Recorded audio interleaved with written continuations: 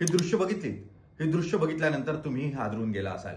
तुम्हाला प्रश्न पडला असेल, मुख्यतः हे चाललंय तरी काय आणि भारताच्या शेजाऱ्यांमध्ये इतकी अस्थिरता काय, सत्ता का उलथवून टाकली जातीये, पुढचा देश कोणता असेल आणि भारतानं काय शिकायला हवं. नमस्कार, मी निलेश खरे, ब्लॅक अँड व्हाईट मध्ये आपलं स्वागत. आज आपण चर्चा करणार आहोत ते याच प्रश्नांवर.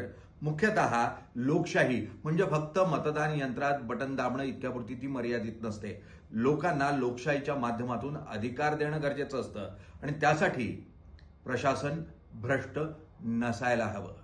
इतकंच नाही तर प्रशासनिक संस्था या ट्रान्सपरंट म्हणजे पारदर्शी असायला हव्या. जर पारदर्शकता कमी झाली आणि या सर्वच यंत्रणा तुम्ही आपल्या ताब्यात घेऊ लागलात सत्ता म्हणून, तर लोक नाराज होतात.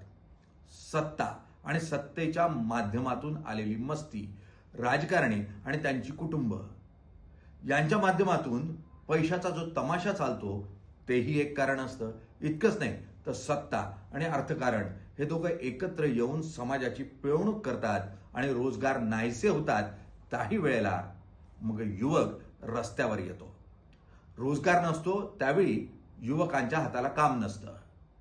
मग कारण दिलं जातं सोशल मीडियाच्या बंदीचं. मात्र तितक्यापुरतं ते मर्यादित नसतं. नेपाळमध्ये जे झालं ते फक्त सोशल मीडियाच्या बंदीने झालं असं नाही, तर तिथे रोजगार, भ्रष्टाचार अनेक समस्या होत्या.